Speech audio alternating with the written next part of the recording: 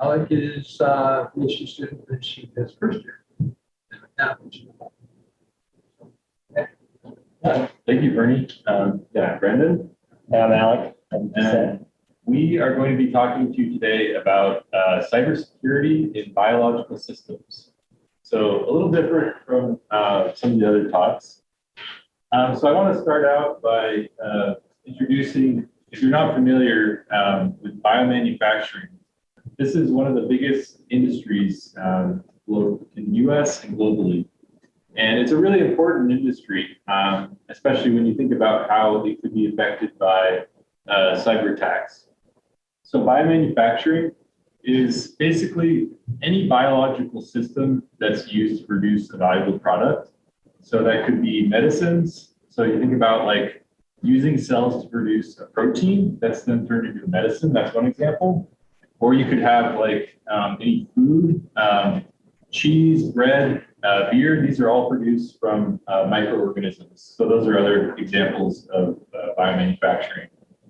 And with biomanufacturing, the most important part of the process is this basically right here on the lower right, this is a bioreactor. And a bioreactor is a large piece of equipment that's used to grow cells.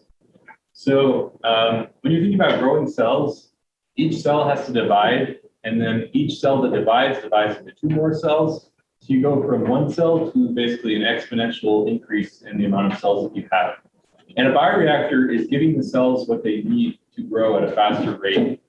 So giving them nutrients, giving them oxygen, giving them unique kind of conditions, forces inside that system that's going to make them grow faster. So bioreactor, again, kind of the backbone of biomanufacturing. So I was saying, this is a huge market. It was worth $19 billion in 2020. It's only expected to get bigger. By 10 years from now, they're saying it'll be around $85 billion. And so the reason that this market is expected to expand is because it's going to address a lot of future issues. So the need for new medicine, new treatments. Every year we have more and more new medicines discovered. Water, food security, if you think about agriculture, crops, and how that's going to be affected by climate change in the future, that's relevant to biomanufacturing.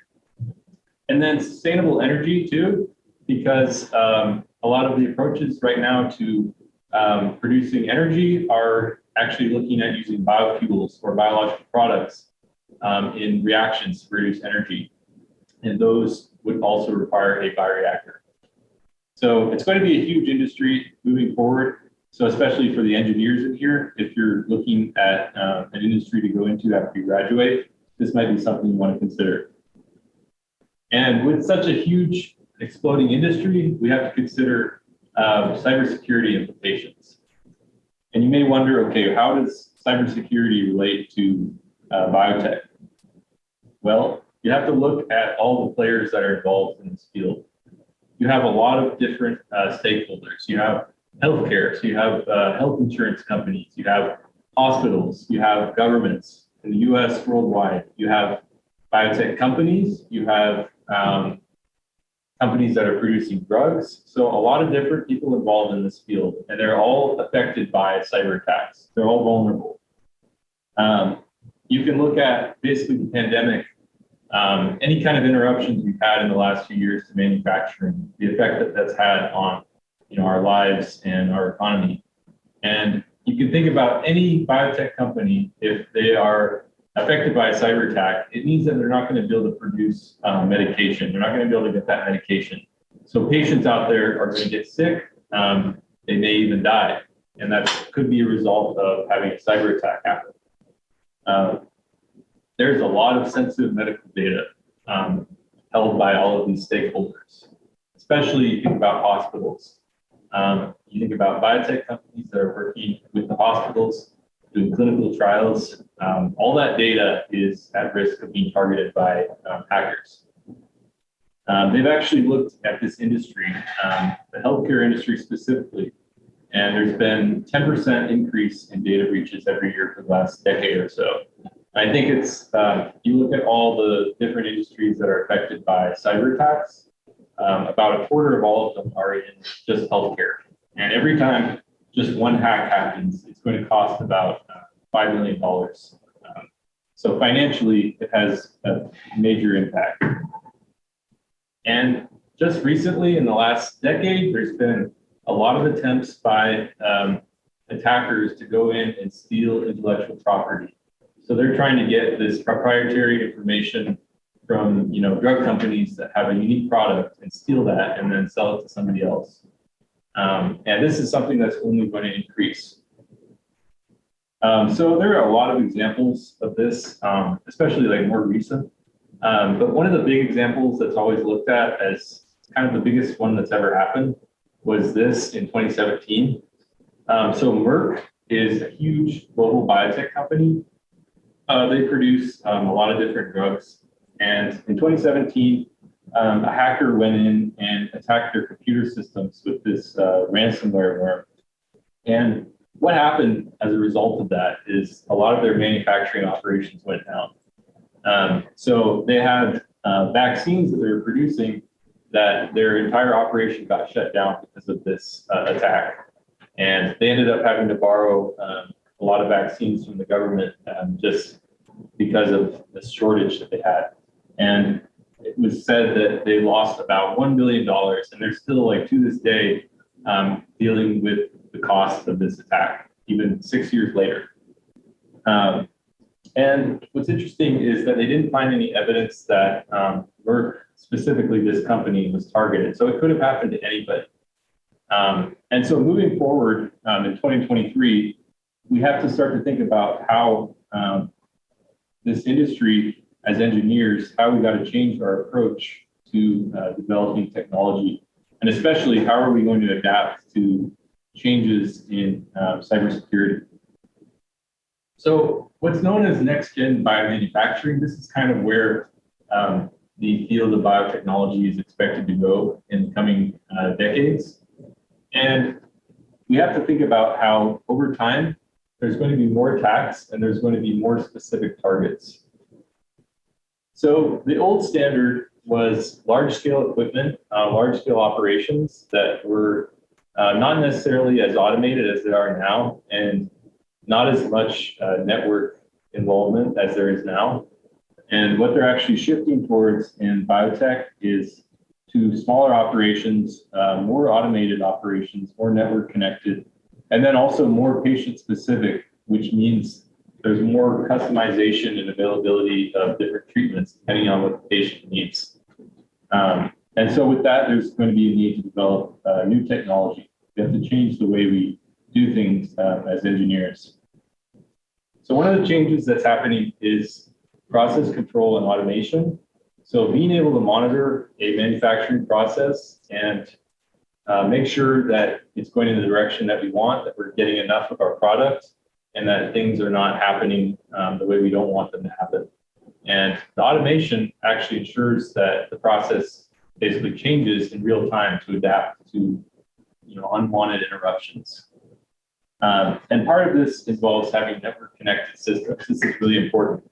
So having a network connected system means that we can control the process remotely, and we can retrieve data, important data, to make sure that the process is operating as planned.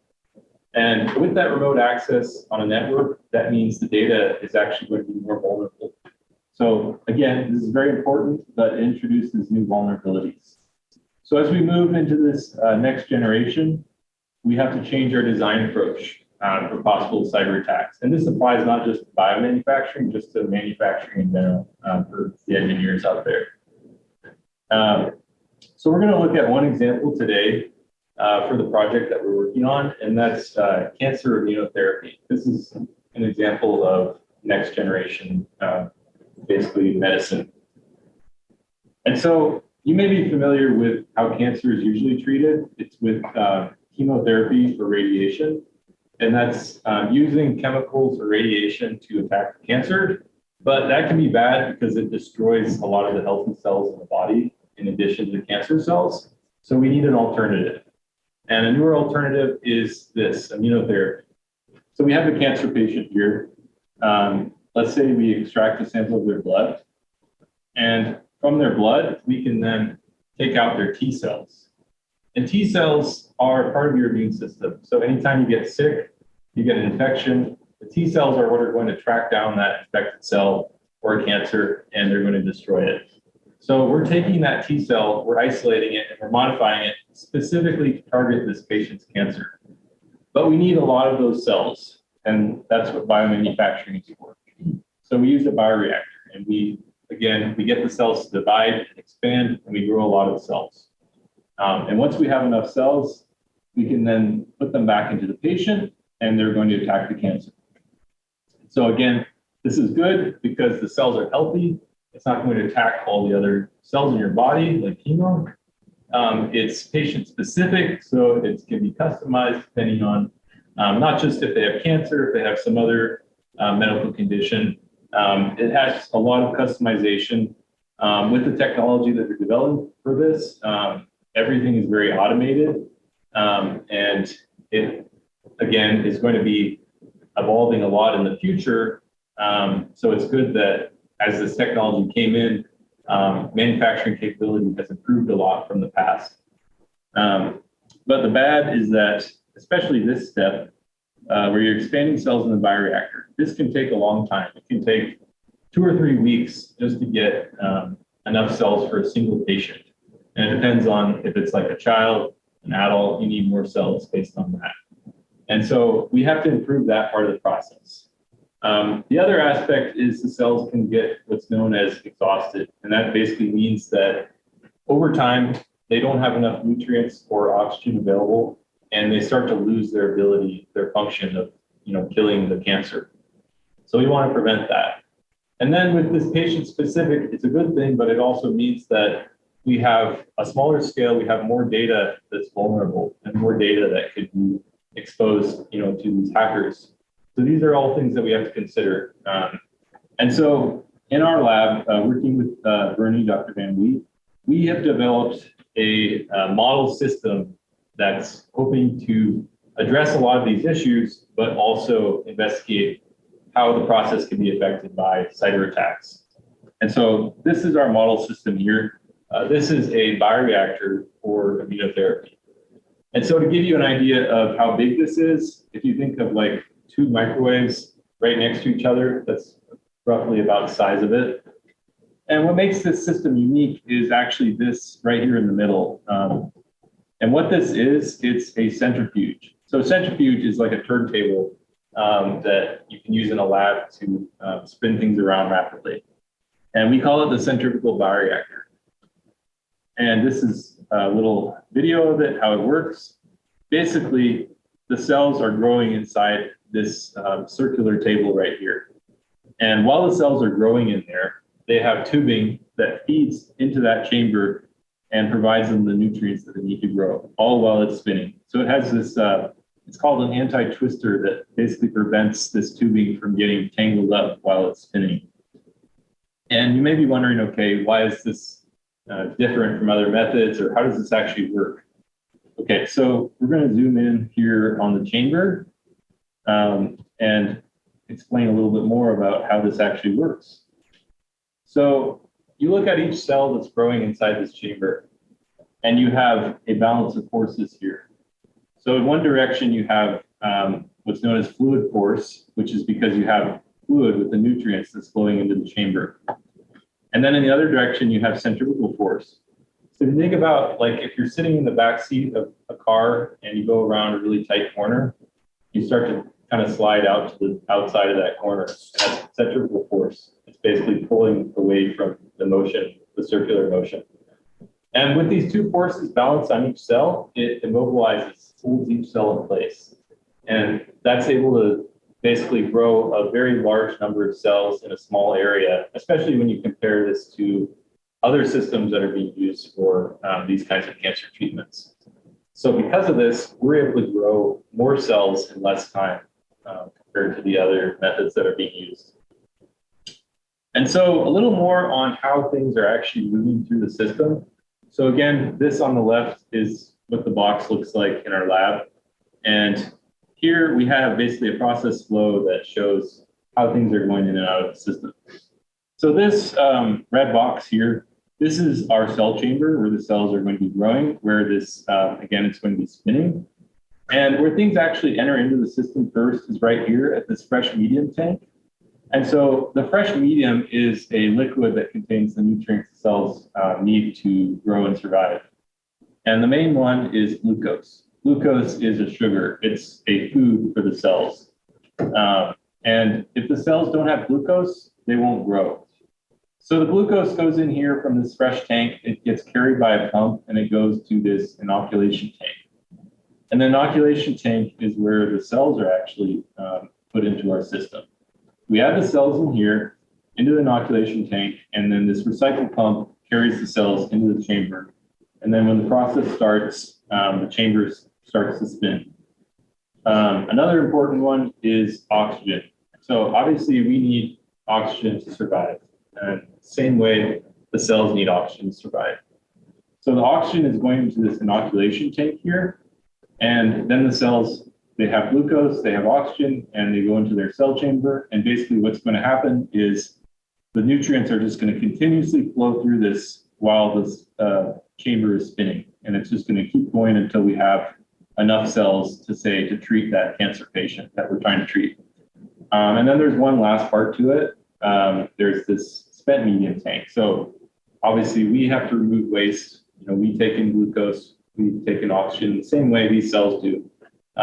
So the waste has to be removed over time, and that's what this spent medium tank is for.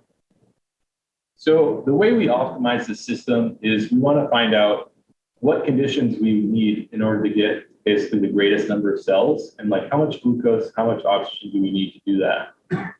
And we do that with mathematical model. So with this, we're using a set of differential equations. This is the main one, and these equations basically represent how the cell density changes over time as a function of how fast the cells are growing, how much glucose they have, and a few other things. So again, this equation represents cell density. This one represents glucose, and the glucose is really important because if the cells don't have enough glucose, they won't be able to grow and expand. There's two more equations here, and these represent the waste products. So the first one is ammonium, and then the second one is lactate. Lactate, you can think of like if you're exercising, lactic acid will build up in your blood, and it'll basically lower the pH of your blood, which is not good for your cells, so you have to take a break. Same kind of thing, lactate, if you have too much of it in our cell, like where we're growing the cells in the bioreactor, it will start to hurt the cells. So we want to control that. Same thing with ammonia. And the way we determine all these terms, I know there's a lot of different parts in these equations.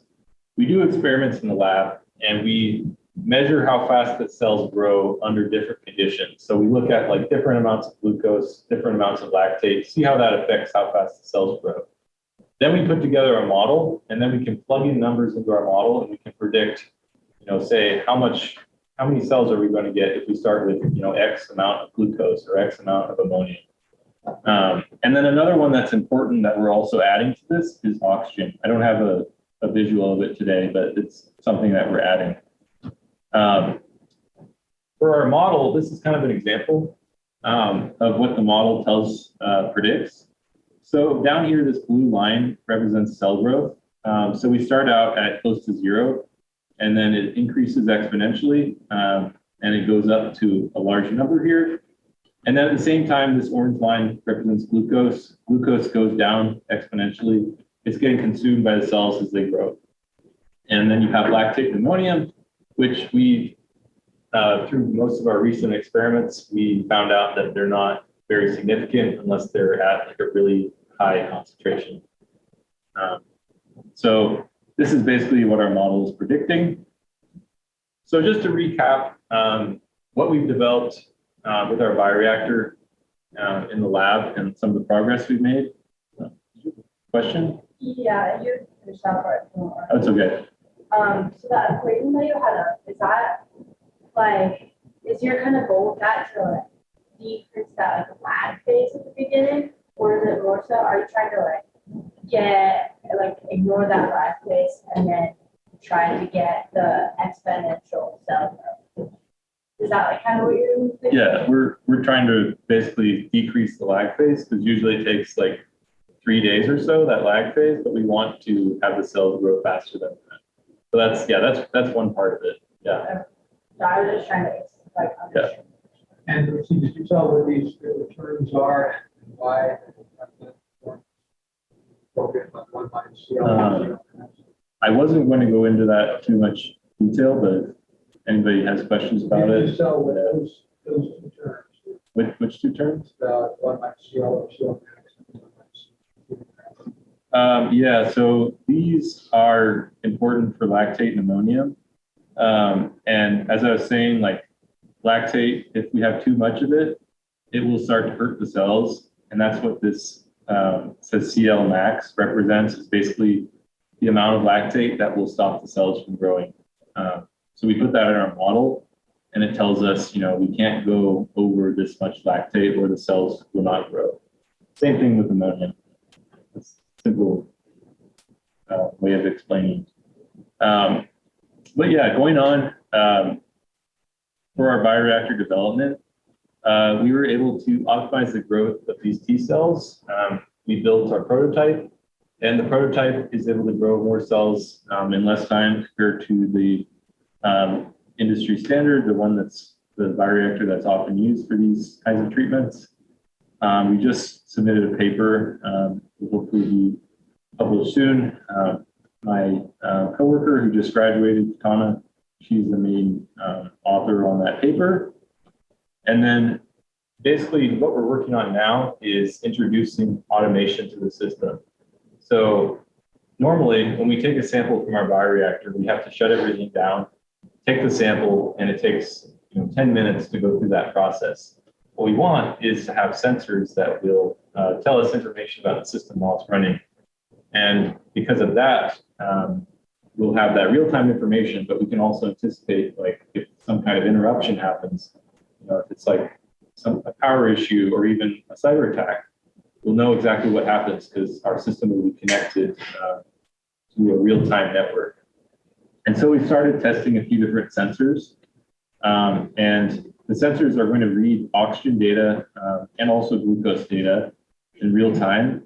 We started out with this sensor from this company, Scientific Bioprocessing. They have allowed us to be beta testers for their technology that they're developing. So that's been great to work with them. And then just recently, we purchased a new glucose sensor from World Precision Instruments, which is, I think, like the only glucose sensor on the market, as far as we know. And we have to use this box, which lets us connect 4 different sensors to our reactor in real time. And then we've also had a few undergrads here, Jacob, Katie, Adam, have been helping get this set up. Adam's been working on a script that's going to send data from the sensor software to Excel. And what that's going to do is it will plug the numbers from the sensor into our model, see what the model predicts, and basically compare those two numbers so then we know if something is off with our sensors, if somebody's gone in and hacked into that sensor software, which is online, then we'll know if something is wrong and we know how to adjust our system. But again, this isn't really in real time what we have right now. And so our future directions is moving towards all of this happening in real time. So how can we automate this process, but also predict what would be the effect of a cyber attack? And by doing this, we can also prevent cell dysfunction in real time. So I kind of mentioned this earlier. In immunotherapy, one of the issues is exhaustion, which is where the cells they're not having enough nutrients, and that leads to them losing their functions. And if we're able to measure, say, glucose and oxygen in real time, we can prevent that from happening. And we want to introduce online remote access so that we don't have to be right there next to the reactor all the time in the lab. We can be controlling it from somewhere else. And we want not only that, but we want the system to update in real time. So feedback control, Alec's going to get more into this in a moment, but that's basically where we take data from the sensor and we use that data to either increase or decrease something. You have another question? I just wanted to clarify if you're talking about like while you're growing the T cells or once they're like in the patient, are you monitoring them? For this, it would just be while we're growing them.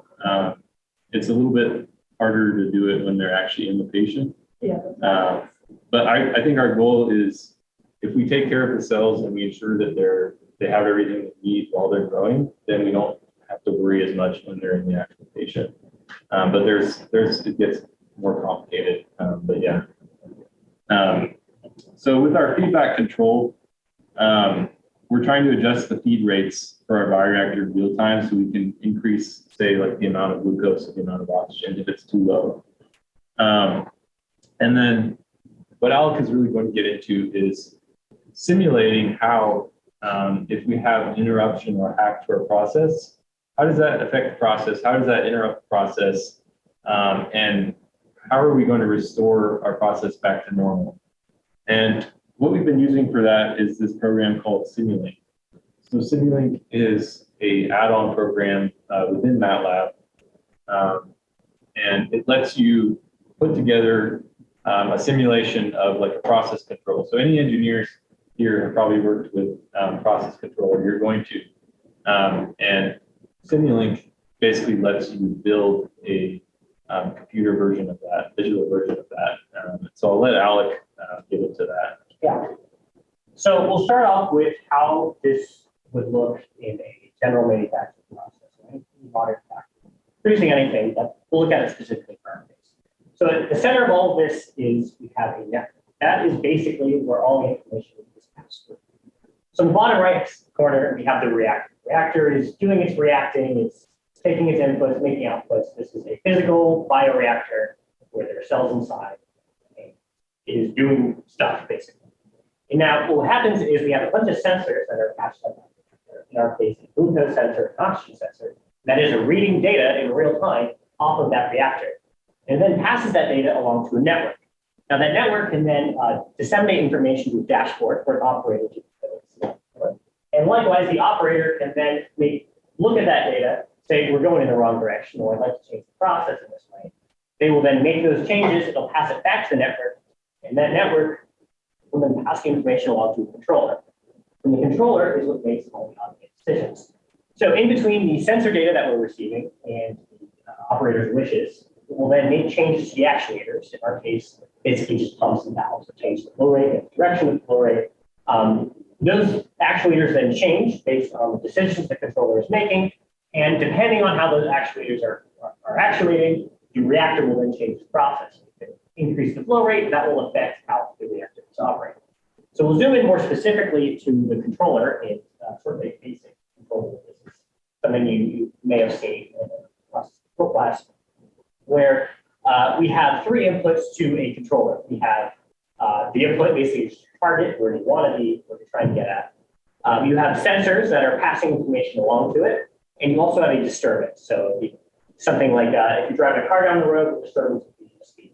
This is something that somehow modifies the process. Now, what we're assuming in this situation, in our simulation, is that the hack, the cybersecurity risk is coming from the sensors themselves. Now, obviously, it's going in and changing the sensors, but because that sensor data is being passed to a network, that is where someone could maliciously go in, change what that sensor is saying from, say, a concentration of 100 nanograms per milliliter glucose to 500, and can then change that information. And now the controller is receiving erroneous data. It will make incorrect decisions because of it. But regardless of whether it's making correct or incorrect decisions, the controller is changing how the reactor is operating, and then you get an output. And that output is read by the sensors, and this whole loop starts over. So going into each of these boxes individually, we'll start with just the reactor itself. Now, those differential equations that Brent showed earlier, that's basically just this black box we have here. Some stuff goes in, we have a flow rate, a glucose concentration, oxygen concentration, math, a bunch of math happens, a bunch of stuff happens, and then we get an output. And then output would be in exit, glucose concentration, exit, oxygen concentration, cell counts, how many of those cells are healthy, how many of them are dysfunctional. So again, we don't really need to go super in depth in the specific math here, but I'll show it anyways when we get to the simulator. So now we have our sensors. So we want to simulate sensors because real sensors are noisy. They kind of fluctuate. They are susceptible to all sorts of changes. So the way we did this is we took the theoretical concentration, just the mathematically derived equations and the concentrations for all of these. We basically just added noise to it. We just said, here's a bunch of randomly generated noise, add them together, and we get what we're calling simulated sensor. The way we decided how much noise we should add is we actually ran experiments off of the reactor. We collected a bunch of data. So in this case, we have the oxygen sensor shown. And then we plotted what the average should be over time because the oxygen is not actually jumping up and down at 10% every second. But we plotted what it kind of should be. And from there, we created a normal distribution, a random normal distribution that we can add to the sensor. So we ended up getting this sort of faux noisy sensor that we can pretend is a real sensor. Now we have the next stage in it, which is the disturbance hack itself. So the way we're running this hack is pretty straightforward. It's just y equals mn plus b. So what we take is we take the sensor data, the simulated sensor data, and we multiply it by some scaling factor, double or half or triple or what have you. And then you also add or subtract a constant. So let's say we double it at 100, we start at 50, double it to 100, and then add another 100 on top of it. Even though the actual data point is 50 milligrams per milliliter, what the sensor is reading is now 200 because of that. So then that faulty information can then get passed along to the controller. Now, the question is, how does the controller react? How does it know that something's wrong in the first place?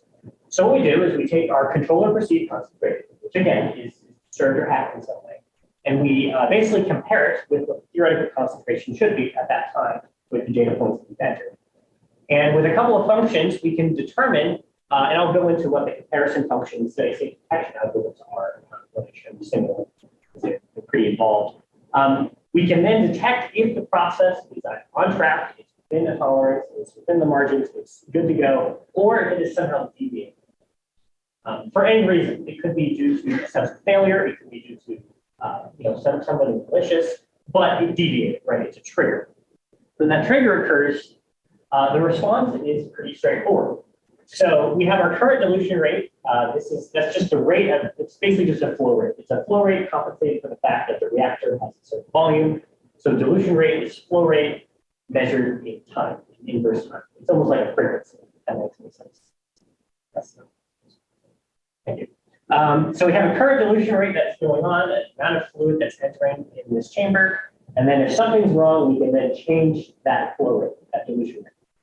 So we either increase it or decrease it if we suspect something's wrong, and then we'll get a new flow, a new dilution rate. And then hopefully our process will get slowed back more on track. And we just keep repeating this until we're back to our rated process or until our cell culture is set going. So with that, I'm going to move on to the video. Now, I showed this diagram. It looks like a bunch of spaghetti, basically. It's the best way to describe it. I just sort of wanted to preempt you with the fact that, Simulink is sort of an inherently messy program. There's just lots of shapes everywhere. And there's a lot of stuff that I started working on. It's going anywhere. There's a lot of things that are progress. There's a lot of inefficiencies. It could totally be optimized. But I just wanted to preempt you with this so that, there's going to be a lot of things I'm going to be scrolling through and maybe like, what's that? What's that? Don't worry, I'll get into that. If you're confused, there's a good chance I was probably confused too about it. But I'll go in detail and show you everything that you need to know. So with that, I'm going to plug in my laptop and hopefully it switches over. Please. Oh, it did it itself. Okay. So I'll start out here with the workspace. So this is basically all those numbers that we have in that equation. There's that n and n value, all sorts of stuff like that. All the parameters are going to be in this workspace. So when I change something with simulation, I'm going to go to this workspace, change some numbers, run it, and then we'll go back to the simulation and then we'll watch them unfold. So I'll run it real quick, make sure all the numbers are up to date. And then I will just run the simulation to show you what a totally normal operation looks like. no hacks, no detection, just reactor running, just doing as it should. Based on how large this model is, we may spend more time waiting for it to do something than actually doing something. Oh, it's actually running. Okay, see the timer in the bottom right there. That means we're doing something. We're running it for 300 hours at a time step of basically 100 hours at 0.01 hours, just to get an idea. So let's look at what the cells look like. So, okay, so this is our cell concentrations. That blue line represents the amount of healthy cells that we have in our reactor, and the yellow line represents the amount of dysfunctional, unhealthy cells in the reactor. So they take up space, they eat glucose, they consume oxygen, but they're basically just useless. They can't really do anything. So with the scale over here, times 10 to the 8th, we can see with an unhatched reactor, the amounts of healthy cells we have is about 11. This scale will stay the same as I switch between different simulations. So about 11 times 10 to the 8th cells, healthy cells, and that occurs just past about the 200-hour mark, maybe about 210. And we have just shy of 4 times 10 to the 8th cells in the reactor. So then we'll go over to our other models. We'll go over to glucose. This is what our glucose looks like. So this is the concentration. It's measured in, I believe, nanograms per deciliter or milligrams per deciliter. And we can see that every time we hit this 150 kind of imaginary line here, we can see that there's a controller action taking place. And the reason that's happening is because we set the controller to not let the glucose go below 150. So every time we hit 150, we do something about it. You can see that's why it's kind of bouncing like a little ball there. So what's happening here is this is the dilution rate, so the flow rate, the amount of fluid that's entering it. So you can see that every time that there's a little jump, there's a little staircase, right? We're increasing the dilution rate, waiting for it to go back down to 150. Increase the dilution rate again, wait for it to 100, 150, and just keep rinsing and repeating that until we get to a maximum flow rate.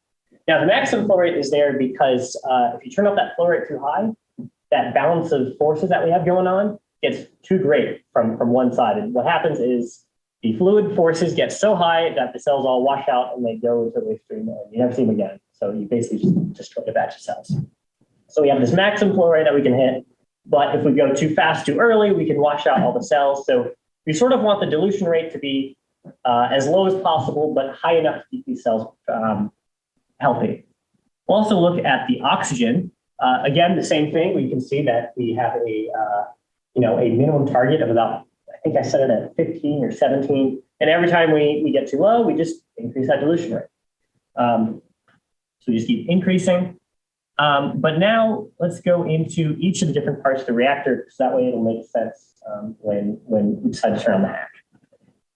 So we'll start out here with the box differential equation itself. You can see that of this spaghetti, there's spaghetti inside of it, and there's even more inside there.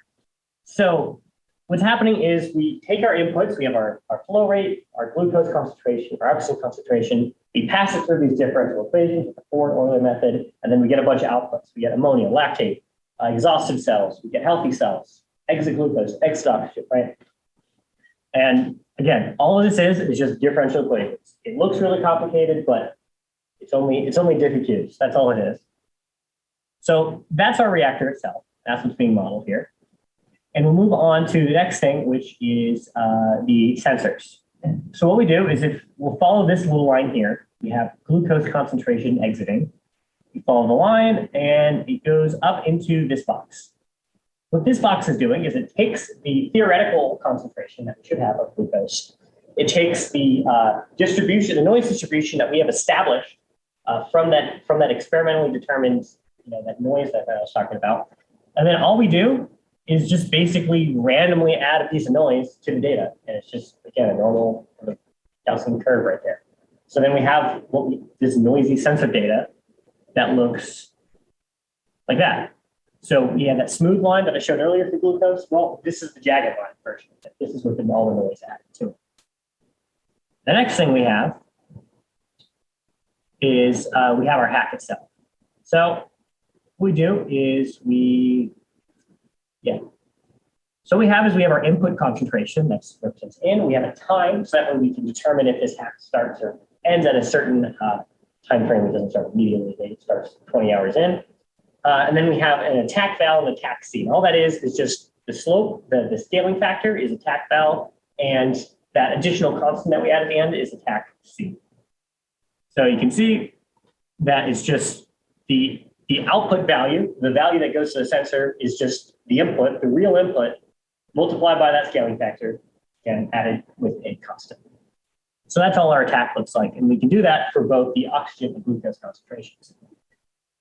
The next thing we should talk about is our hack detection. So the more simple one is this one. All it is doing is it is comparing the theoretical concentration value, the one that is should mathematically have or be close to what the sensors, hacked or not, are saying they should be. So we establish a tolerance that we can define ourselves and change. And if it's outside that tolerance, instead of the incorrect sensor data being passed to the controller that makes decisions, it will stop sending that data to it, but will instead send the predicted data to it. So it's less accurate, but it is free from basically attack. It is mathematically what it should be or should be close to. So it can make roughly good decisions based upon our theoretical concentration as opposed to the actual erroneous concentrations. So that's the more simple of the two detection algorithms. The other is a steady state detection. So in a general process, steady state is kind of a good thing to be at. And the reason is because let's say you're trying to smelt some metal or something and you want to keep a furnace at 1500 Hertz. If it gets too cold, you turn the heater up, and if it gets too hot, you just turn the heater down a little bit, right? So being at steady state is sort of generally the goal. In this case, that's not quite true because we want to be actively growing cells. So if we are at steady state, that means we aren't growing cells anymore. So we want basically there to be no steady state. We want it to be, growing, and we want it to grow. And then at a certain time when we theoretically should have reached our maximum concentration, then we want steady state. So if we go back to what the cell concentration looks like, we can see we're not at steady state. We are growing from 0 hours all the way up to about 210. Then at 210, we hit steady state, and we should be able to detect that we're at that. The way this algorithm works is based on a paper that basically, what it does is it computes the slope between every single point in there. And what it does is it finds if the average slope between those points has drifted either one direction or another. So if it's sort of, the average slope has slowly increased between a certain range, it will detect it's out of tolerance, it's not a steady state. But if it's within that prescribed range that we have told it, then it says, yes, we're at steady state, we're good. What it looks like in practice is this right here. So there's a lot going on here. And this specific graph is trying to find if the glucose concentration is at steady state. So that blue line, those blue jaggedy things, that is the probability that the system is at steady state. So you can see in the steady state sections, I'm kind of in the middle at the end, that blue line sort of trends higher versus in the beginning region and in that last decreased region at the end, it sort of trends lower. And the signal that actually gets sent to the deviation detection algorithm itself is that yellow line. So if the yellow line is low, if it's at 0, it says, okay, we're not at steady state, do something about it. Or if the yellow line is high, we are at steady state. And whether or not that's a good thing or bad thing is up to the process control itself. So because the data is so noisy, it's going to take a lot of tuning. So it's sort of generally right. There's a lag you can see. So even though the orange line starts decreasing, the steady state detection doesn't work until a few hours after it. So it takes a lot of tuning and it's going to need some more practice. But generally, it sort of trends in the right direction. So now with all that in mind, let's turn on an attack. So if I go in here, change that to 1. So what we're going to do is we're going to add a glucose attack and an oxygen attack. What's going to happen is it's going to be pretty simple. For the glucose concentration, it's just going to add 150 to whatever it is. No scaling, just say 150 higher than whatever it should be. The oxygen is going to be a similar thing. It's going to be just increase it by 10%. So instead of our oxygen concentration being a good 20%, it'll read 30% instead. So we turn that on and we have no countermeasures. It's just going to run hacked and we're going to see what happens to it. So we'll make sure that it is turned on. Sometimes you have to click one a few times to get it to work. And this is kill it and then rerun it. Want this number to be 1 before we start. This is what happens when you have. That was a good beat. Okay, all right, we're fixed. So now we will run it again. Start and it started. Okay, we are complete. Now let's start with the cell concentration. It's a lot lower, as you can see. We were at 11 before, 11 times 10 to the 8th. We're at 1, maybe. So we've lost an order of magnitude of cells. And you can also see that it's kind of hard to tell because the scale's a little weird, but we hit steady state somewhere around 110, maybe 115 hours in. Granted, we also have less dysfunctional cells, which I guess is good, but we don't have enough functional cells to even put to a patient in the first place. So basically this whole run has been for nothing. If we go over to our glucose, we can see that, so the orange line represents the actual amount of glucose in the reactor. The yellow line represents what the controller thinks there is, with the noise removed so it's a little more clear. So you can see the controller thinks, oh yeah, we're way above that 150 mark that we were talking about. We're good, don't take any controller action. You don't need to do that. But in reality, we hit 0 somewhere around like 100 hours. So we have no glucose in the system, and as a result, our cells don't really grow. We can see the same thing happen with oxygen. We can see that the oxygen, the sensor believes the oxygen is way higher than it actually is. So that's not good. And as a result, our controller takes no actions. There's 1 flow rate increase here at about 10 hours in, and then nothing. Remember, we were capping out about 15. That's inverse hours, I believe, of a dilution rate. And now we're capping out at not even 1, like a half, probably. So you can see what effect you could have on a manufacturing process just by spoofing some sensor data. Controllers have no idea what's going on, and they make the decisions based off the incorrect data that they have access to. So now we'll turn on our countermeasures. So go down here to the bottom, turn on our steady state countermeasure and our deviation detection. That's what they are. See, okay, they're on. And then keep looking. Let's run that again. So this should determine if the process if it hits steady state at a time when it shouldn't, it will increase the flow rate. And also, if it detects that deviation, it will also increase the flow rate. So let's look at MSL. Wow, okay, we're back to basically where we started. We're actually a little higher than when we started. I'll explain why that is in a little bit. But more or less, we've recovered from our detection. We're back at the amount of cells. We have enough cells to put to a patient now. The amount of dysfunctional cells we have is a good ratio. So we could use this batch of cells basically. Now let's look at the glucose concentration. So as soon as the process is detected as non-standard somehow, the controller, even though the sensors are passing along this yellow line's worth of data, the controller is making decisions based off the orange line. It is making decisions based off the theoretical concentration and not the actual concentration. So you can see all these control actions happening, all this little bouncing happening off of 150, even though the controller or the sensors are not reading 150. You can see this reflected in the dilution rate increases. When I scale it back out. So you can see all those little tiny steps right there.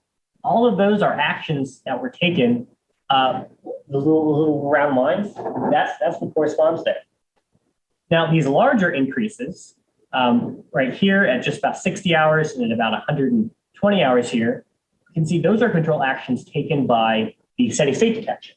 So according to our system, we should not be at steady state between about 50 hours and 200 hours, roughly, because at 50 hours, we were still in the lag phase. At 200 hours, we've maximized our cells. You kind of remember that graphic earlier. So all of these little bumps up right there are telling the controller, hey, increase the flow rate. We shouldn't be at steady state right now. As a result, you can see, so again, Yeah, right in that range. You can see this sort of these slopes, this little flat line right there. That is the controller response specifically from the steady state detection. So you can see both controller responses occurring right here, increasing that flow rate. The small little steps from the deviation detection and the sort of more y equals m plus b looking things from the steady state. As a result, we get all of our cells back, more or less. But as to why we got more with the hack than we did with the regular one, you think, why don't we just use the simulated data? And the reason for that is, if I go back to our, we're almost quick, is because our model of this reactor needs some improvements. That's basically the skinny of it. Because all of this is super novel, super new. This is research. Like this didn't exist a few years ago. So because of that, our mathematical models and our understanding of how this reactor works is pretty limited. All these sensors in particular, that glucose sensor, it is literally the only one available on the market. That is brand new. It does not rigorously study like other sensors have been, like an oxygen sensor for your car, for example.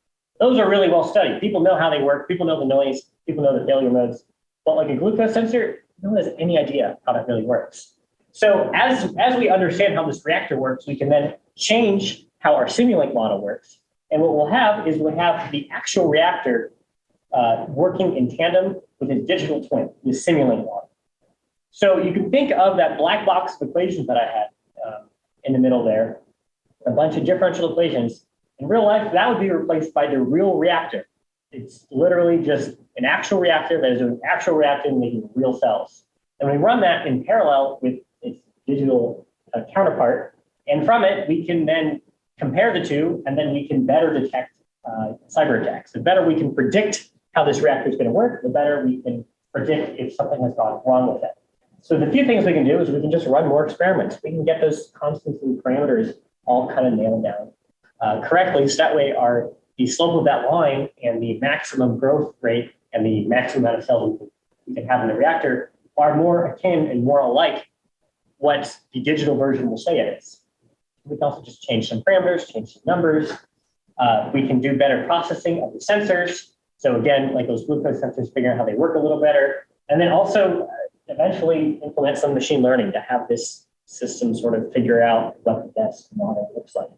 So between all of that, we can feed the sensor data that we're getting off of the real controller, off of the actual reactor, compare it to its digital counterpart, and from there, you'll be able to more accurately detect cyber attacks and respond to them.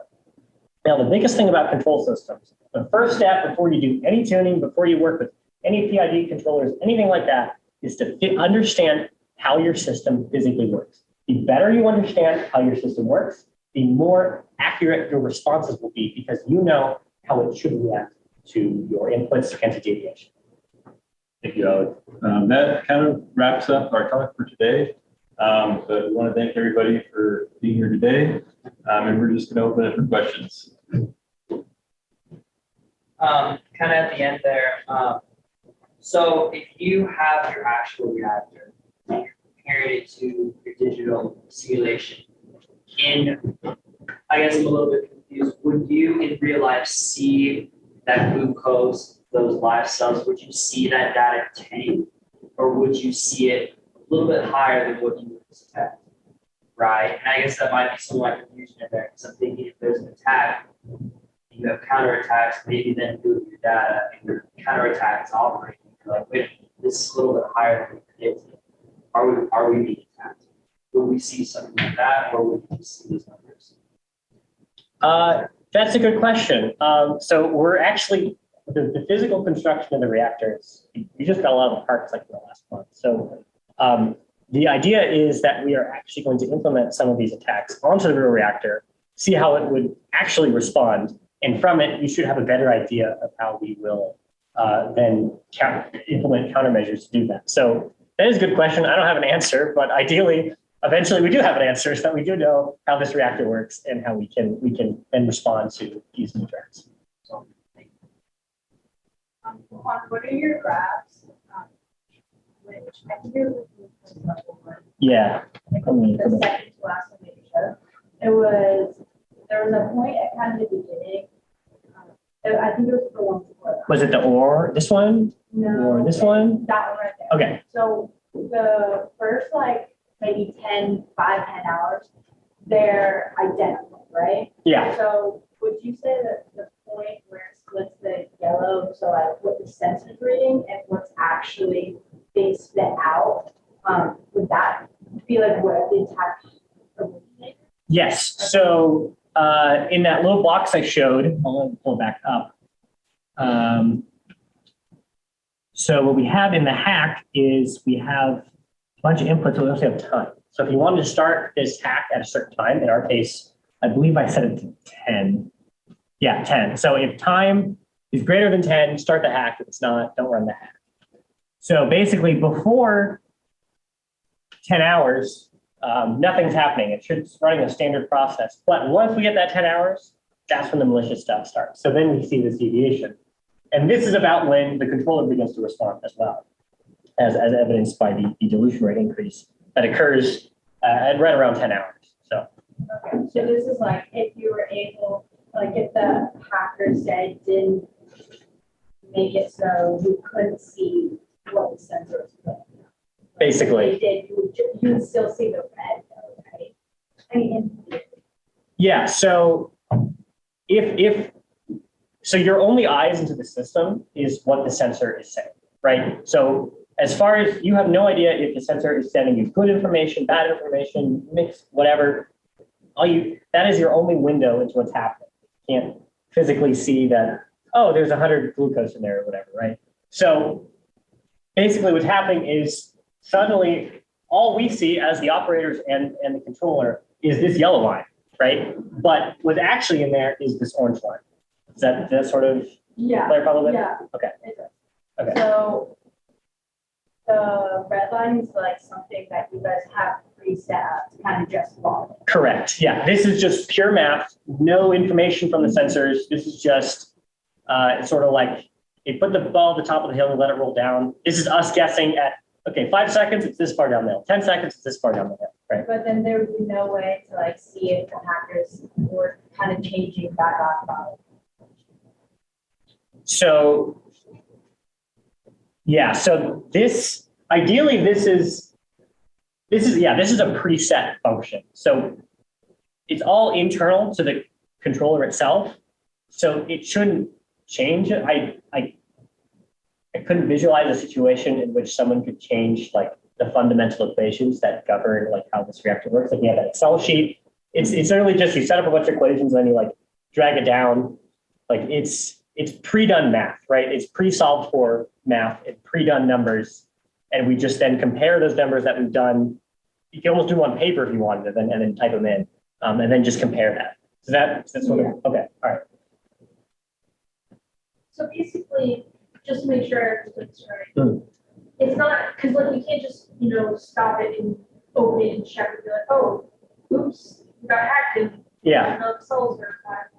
So instead of essentially adding more sensors, now the whole solution is basically trying to reduce the potential vulnerabilities once again.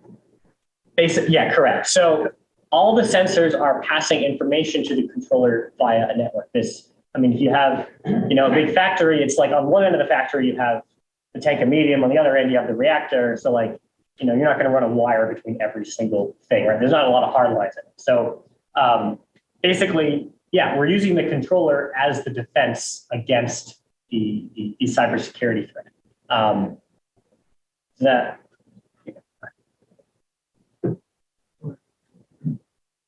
Both of these are you saying that one sensor reading properly doesn't respond? Yeah. But oxygen is reporting. We've also, in this case, we've also hacked the oxygen. We could, someone could hack just one and just not another. If both are hacked, you're then saying how does what you compare them off, right? Yes. How do you know that this is real?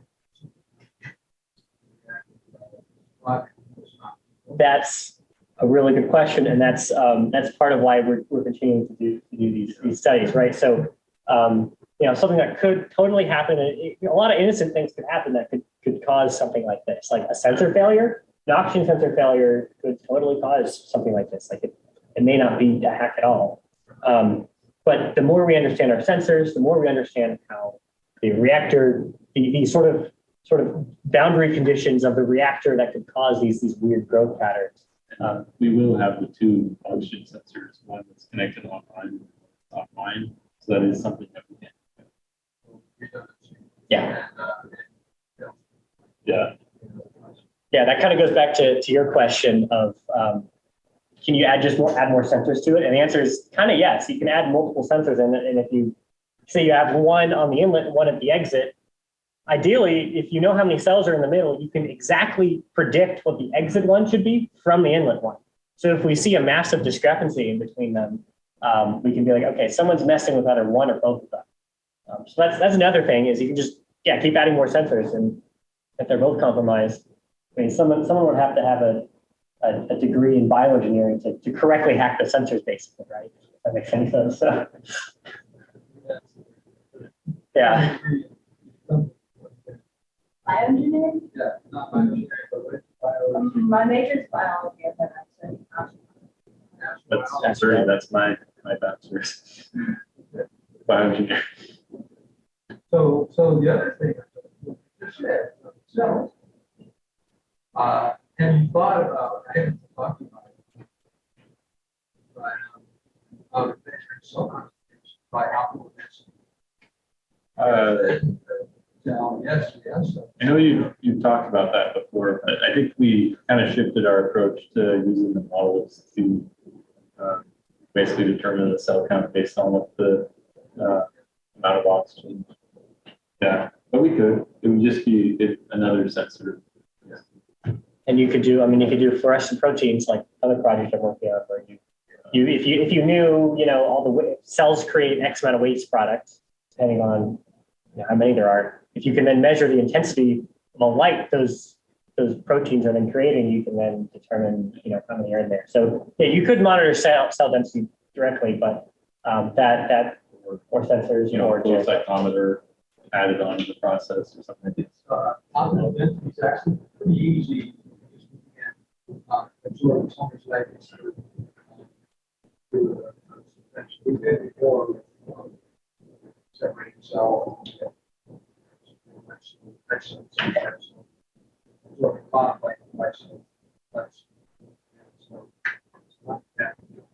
although you would have to stop the reactor to do it because it's spinning and it's hard to. We could put it Bluetooth on the system. It's possibly happens. Yeah. All right, very good. You guys might not know this, because as a biologist, I probably would know this, or would I care? But what's the kind of cost difference between this and traditional cancer? Well, we don't have an exact number.